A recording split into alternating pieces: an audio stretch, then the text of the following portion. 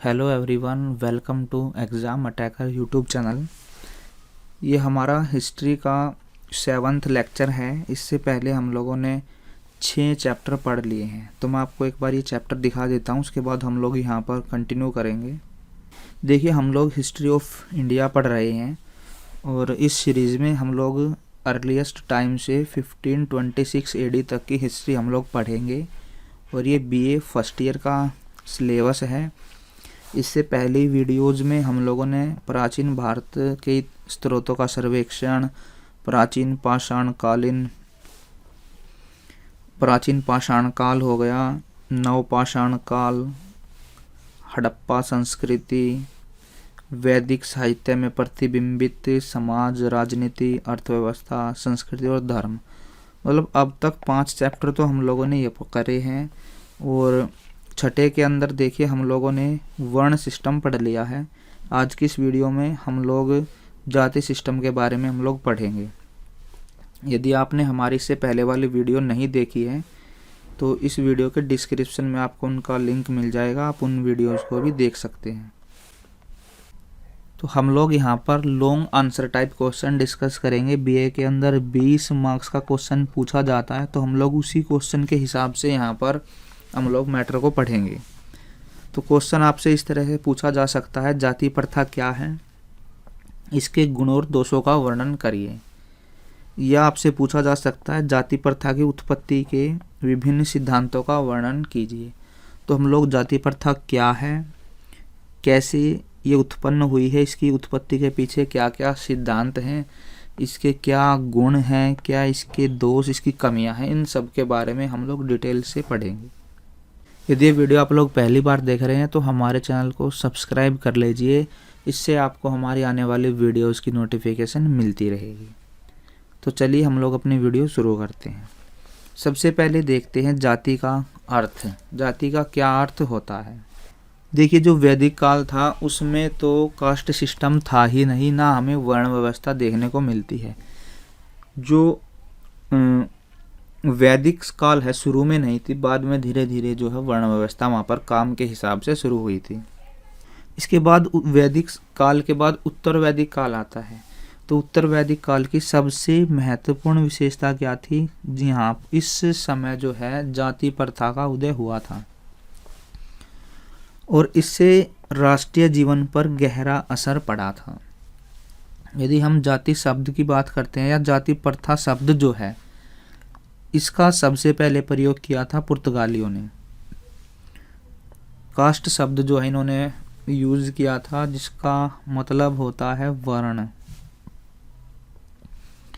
इसका मतलब होता है वर्ण की पवित्रता होता है। श्याम शास्त्री ने अपनी पुस्तक जाति की उत्पत्ति, इसमें देखिए जाति के बारे में लिखा है कि विवाह और भोजन जैसे सामाजिक विषयों में कुछ लोगों में आपस में संगठित हो जाने को जाति प्रथा कहते हैं।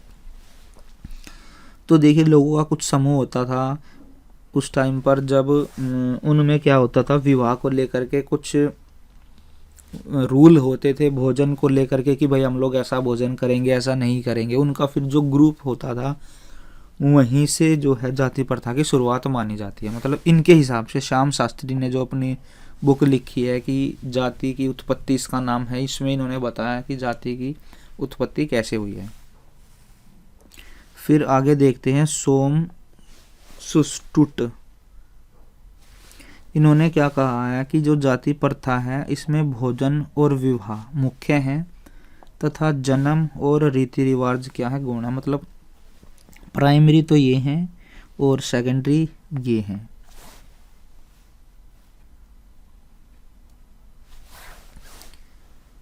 जाति प्रथा प्राचीन काल से भारतीय समाज में चली आ रही है। प्राचीन काल में जो भारतीय समाज है उसको ब्राह्मण, क्षत्रिय, वैश्य, शूद्र 4 जातियों में बांटा गया था। प्रत्येक जाति के भोजन और विवाह के नियम फिक्स होते थे और जो लोग इस नियम को या इन नियमों को तोड़ देते थे उनको जाति से बाहर निकाल दिया जाता था। शुरुआत में काम के आधार पर यहाँ पे अध्यय कर लेना, केवल 4 जातियाँ थीं। फिर क्या हुआ, धीरे धीरे धीरे जातियों का जो आधार है वो कर्म के हिसाब से न होकर जन्म से हो गया।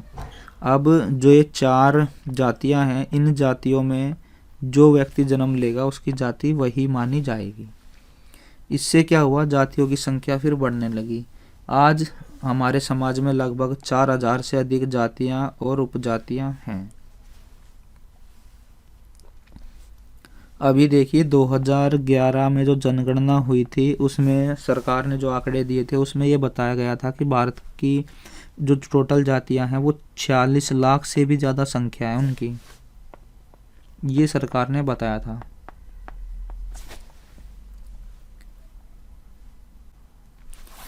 अब हम लोग देखते हैं जाति प्रथा की उत्पत्ति कैसे हुई है।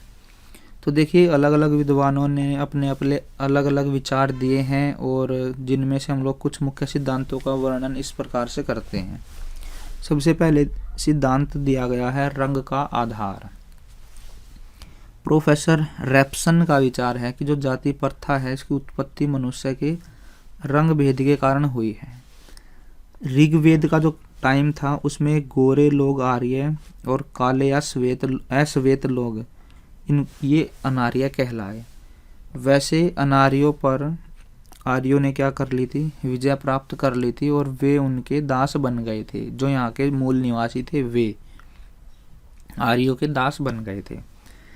इस प्रकार रंग के आधार पर भारतीय समाज 2 भागों में बट गया था। ये हो गई रंग के आधार पर जाति प्रथा की उत्पत्ति। इसके बाद आगे देखिए वस्त्रों के आधार पर श्याम शास्त्री जी का मानना है कि जो जाति है उसकी उत्पत्ति रंग के आधार पर नहीं हुई है, वो वस्त्रों के आधार पर हुई है।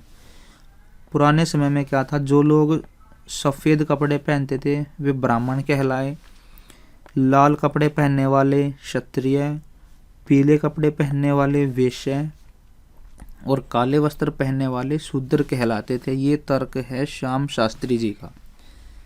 इसके बाद आगे है देवी शक्ति का सिद्धांत। अब कुछ विद्वान ये मानते हैं कि जो जाति की उत्पत्ति है वो मनुष्य के द्वारा नहीं हुई है, ये देवी शक्ति से हुई है।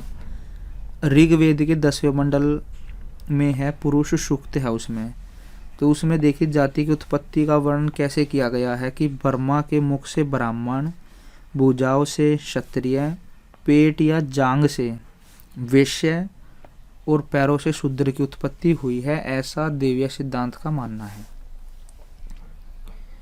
इसके बाद देखिए आगे मनु का सिद्धांत क्या कहता है जाति सिस्टम के बारे में।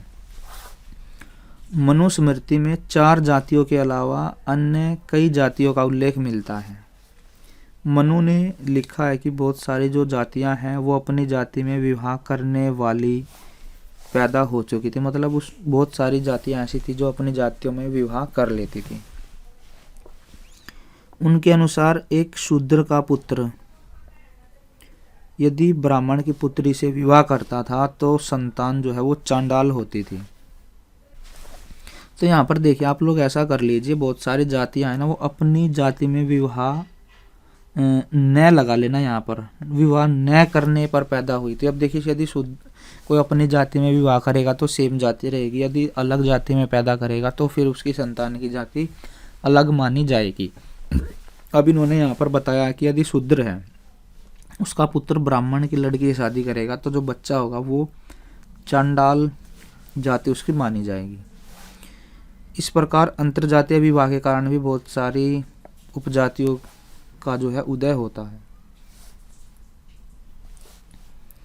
इसके बाद आगे देखते हैं व्यवसाय के आधार पर। अब कुछ विद्वान ये मानते हैं कि जो जाति सिस्टम है उसकी उत्पत्ति ना तो रंग से हुई है और ना ही बर्मा से हुई है, मतलब बर्मा के द्वारा हम लोग कहते हैं। वे ये मानते हैं कि जो जाति सिस्टम है उसकी उत्पत्ति काम धंधे या व्यवसाय के हिसाब से हुई है। जैसा कोई व्यक्ति काम करेगा उसकी जाति वैसी ही होगी। लोग अपनी योग्यता और स्थिति इसके हिसाब से अपना काम धंधा अपनाते थे।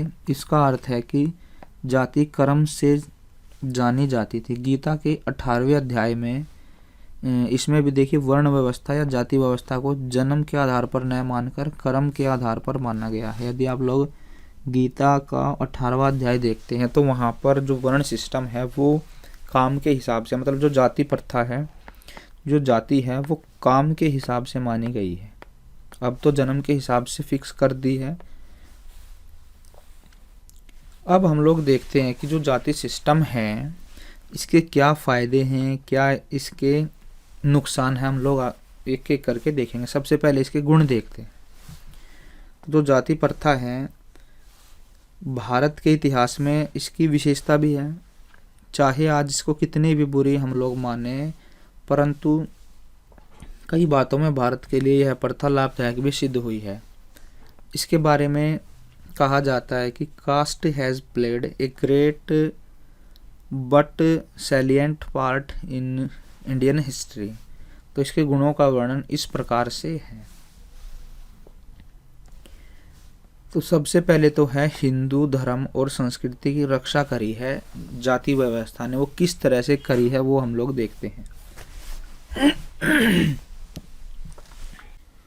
डॉक्टर वी ए स्मिथ ने क्या कहा है, जाति प्रथा हिंदुओं के धार्मिक विचारों, नैतिकता,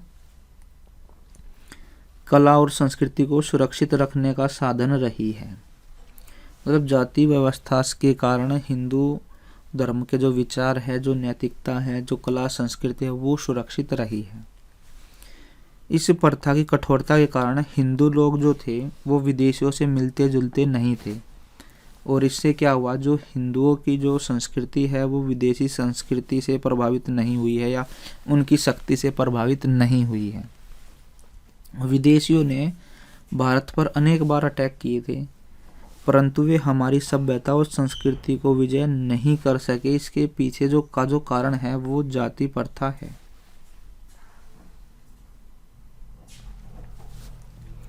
इसके बाद देखिए व्यवसाय में कुशलता भी आई है इससे। अब एक बच्चा है, वो जिस जाति में पैदा हुआ है उसको ये पता है कि भाई तुझे आगे चलकर यही काम करना है, तो वो अपना काम पूरी लगन, मेहनत, ईमानदारी से करता था। देखिए जाति प्रथा के कारण प्रत्येक व्यक्ति को ये पता होता था कि उसे कौन सा व्यवसाय चुनना है, इसलिए वह उस काम को मन लगाकर सीखने का प्रयत्न करता था, जिससे क्या है, कार्य में कुशलता आ जाती थी। इसी कारण पूर्वजों से जो काम चले आ रहे हैं, देश को कुशल कारीगर, कलाकार, साहित्यकार तथा अच्छे सैनिक प्राप्त होते रहे। फिर देखिए रक्त की पवित्रता। अब यहाँ पे लोग क्या करते थे, हर एक जाति के अपने रूल होते थे, उसी जाति में वे शादी करते थे। आज जो विदेशों में शादी लोग कर लेते हैं, उस टाइम पर ऐसा नहीं होता था, क्योंकि लोगों को डर होता था कि आपने यदि अपनी जाति के विरुद्ध कोई काम करा तो आपको जाति से निकाल दिया जाएगा। इससे क्या हुआ, रक्त की एक पवित्रता बनी रही। जाति व्यवस्था के कारण हमारे रक्त की पवित्रता बनी रही। वैसे भी विवाह के कठोर नियमों के कारण विदेशियों से रिश्ते नहीं हो सकते थे। इसका परिणाम यह निकला कि हिंदू विदेशियों से मेल मिलाप नहीं कर पाए। इस प्रकार भारतीयों ने अपने धर्म, रीति रिवाज, संस्कृति और खून को बिल्कुल शुद्ध रखा। आगे देखते हैं चरित्र की शुद्धता। अब लोग अपना चाल चलन, अपना चरित्र भी अच्छा रखते थे, क्योंकि उनको डर रहता था कि यदि आपने जाति के विरुद्ध कोई काम करा तो आपको जाति से निकाल दिया जाएगा। जाति प्रथा के कारण प्राचीन भारत में लोगों का आचार व्यवहार, चाल चलन साफ सुथरा रहा, क्योंकि लोगों को यह डर लगा रहता था कि यदि उन्होंने कोई भी गलत काम कर दिया तो उनको जाति से निकाल दिया जाएगा। इसीलिए लोग नीच काम करने से डरते थे। आगे है भाईचारे की भावना। जाति के कारण लोगों में भाईचारे की भावना भी बढ़ी है। वो कैसे, सभी लोग अपनी अपनी जाति के विकास के लिए काम करते थे। मतलब एक जाति के लोग इकट्ठा होकर बातचीत करेंगे, अपने जाति की उन्नति के लिए, उसके विकास के लिए काम करेंगे, बैठकर बातचीत करेंगे। तो प्रत्येक जाति के लोग विवाह और उत्सवों पर इकट्ठे होते थे, जिससे उनमें बिरादरी की भावना पैदा हो गई और वे एक दूसरे की सहायता करने लग गए। तो इससे क्या हुआ, भाईचारे की भावना लोगों के अंदर बढ़ी। इसके बाद देखिए समाज सेवा की भावना। हर जाति के सदस्य आपस में मिलजुल कर रहते थे। तथा अपनी जाति के उत्थान के लिए सामूहिक कार्य करते थे। संकट और बेकारी के समय जाति के अन्य सदस्य अर्थात जाति की पंचायत लोगों की खूब सहायता करते थे। इससे सामाजिक सुरक्षा होती थी तथा लोगों में परिश्रम की भावना भी आती थी। इसके बाद आगे देखिए समानता की भावना। अपनी अपनी जाति के अंदर लोग क्या करते थे, कोई गरीब लोग है, कोई धनी है, तो वे एक दूसरे की सहायता करते थे, ताकि ये सिस्टम नहीं था कि भाई ये गरीब है तो इसके साथ ऐसा व्यवहार होगा। एक जाति के लोग समान व्यवहार करते थे, सबके साथ एक जैसा व्यवहार करते थे। जब एक जाति के लोग एकत्र होते थे तो निर्धन अपनी गरीबी को भूल जाते थे, वे सभी के साथ समानता का व्यवहार करते थे। बेरोजगारी भी नहीं थी इस जाति सिस्टम से, क्योंकि लोगों को पहले ही पता था कि तुम्हें आगे चलकर ये काम करना है, तो उसी की फिर ट्रेनिंग लेते थे, वही काम सीखते थे, तो उससे क्या है, बेरोजगारी नहीं थी। जाति प्रथा बेरोजगारी समाप्त करने में भी सहायक सिद्ध हुई है। आज की तरह शिक्षा प्राप्त करने के बाद रोजगार को ढूंढना पड़ता है, आज ढूंढना पड़ता है। उस टाइम पर जो है आज की तरह रोजगार को ढूंढना नहीं पड़ता था। सब लोग अपने अपने वर्ण या जाति के हिसाब से अपने काम में लग जाते थे। इस प्रकार जाति प्रथा के कारण ही प्राचीन भारत में बेरोजगारी की समस्या नहीं आई। आगे है सस्ती शिक्षा। जाति प्रथा का एक फायदा ये भी था कि जो शिक्षा का काम है वो सरल हो गया था इससे। कैसे, इन जातियों में ब्राह्मण जाति ऐसी थी जिनका काम लोगों को शिक्षा दान देना था। वे लोग निःशुल्क पढ़ाते थे तथा विद्यादान को अपना लक्ष्य मानते थे। उस समय गुरुकुल शिक्षा का मुख्य स्रोत था। तो देखिए, ये तो हमने इसके फायदे देखे हैं, अब हम लोग इसके नुकसान देखेंगे। फायदों से ज़्यादा इसके नुकसान रहे हैं। अब देखते हैं जाति प्रथा के अवगुण या दोष। जाति प्रथा से जहाँ समाज को लाभ हुआ, वहीं इससे हानियाँ भी अधिक हुई हैं। N. घोष के अनुसार जाति प्रथा एक ऐसी कुप्रथा है जो अंदर ही अंदर समाज को खाती रही है। जाति प्रथा के दोषों का वर्णन इस प्रकार से है। सबसे पहले देखिए, राष्ट्रीय उन्नति में बाधा है। लोग क्या करते थे उस टाइम पर, अपने अपने जातियों का फायदा देखते थे, दूसरे की तरफ जो है कोई ध्यान नहीं दिया जाता था। जो क्षत्रिय वर्ग था उसका काम होता था युद्ध करना, सैनिक भर्ती करना, तो मतलब सेना का काम उन्हीं का होता था। अदर लोग जो है उसमें कोई भी अपना सहयोग नहीं देते थे। इससे जो है और बाहर के लोग अटैक करके जो है नुकसान पहुंचाते थे। जाति प्रथा राष्ट्रीय विकास के मार्ग में सबसे बड़ी बाधा मानी गई है। इतिहास इस बात का साक्षी है। 10वीं 11वीं शताब्दी में हमारे देश में विदेशी आक्रमणकारी आए तो देशवासी देखिए जाति भेद के कारण देश के जो लोग हैं वो एक नहीं हुए और शत्रु का सामना भी नहीं कर पाए वे। मध्यकाल में तो भारतीय समाज अपनी ईर्ष्या, घृणा, लड़ाई झगड़ों का अखाड़ा बन गया। यही कारण था कि राष्ट्रीयता की भावना की कमी में बार बार जो है हम लोग गुलाम होते रहे। सर हेनरी मैन ने जाति प्रथा की बुराइयों का वर्णन करते हुए इसको मानवीय संस्थाओं में सबसे विनाशकारी तथा बुरी बताया है।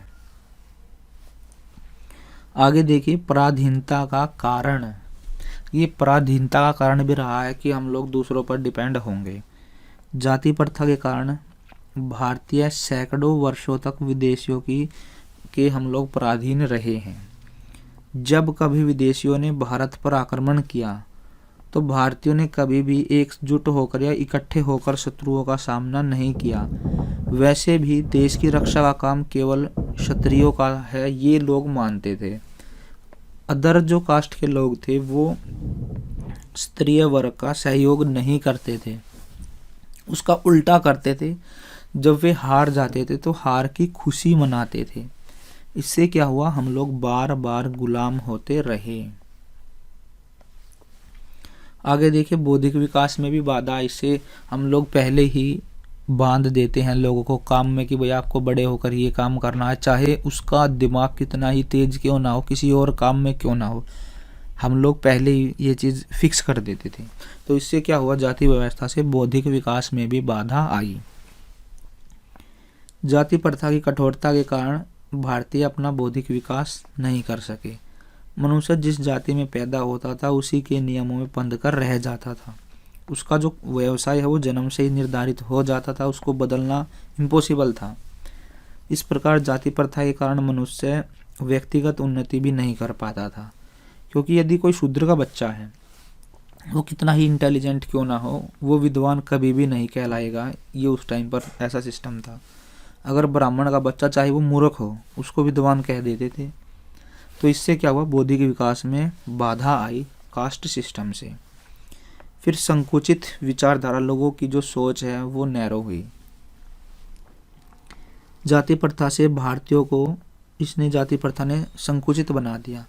वे एक दूसरे पर विश्वास और भरोसा नहीं करते थे।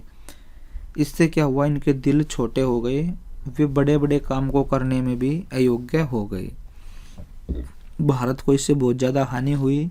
जाति प्रथा भारत के विकास में हमेशा के लिए क्या हुई, एक बाधा रही है। आगे देखिए छुआछूत की भावना। अब जाति प्रथा के अंदर सबसे बड़ा दोष ये भी है, छुआछूत की भावना भी है। समाज के अंदर जो शूद्र वर्ग है उसको घृणा की दृष्टि से देखा जाता था, उससे मिलना, उसको छूना पाप समझा जाता था। उनको सार्वजनिक स्थानों पर जाने की परमिशन नहीं थी। ब्राह्मण, क्षत्रिय, वैश्य, इन्होंने देखिए शूद्रों पर खूब सारे अत्याचार किए। इससे क्या परिणाम हुआ कि मध्यकाल में देखिए बहुत सारे जो निम्न वर्ग के लोग थे उन्होंने अपना धर्म ही बदल दिया। कोई मुस्लिम बन गया, कोई ईसाई बन गया। आगे देखिए कास्ट से क्या हुआ, विवाह संबंधी भी समस्याएं आई।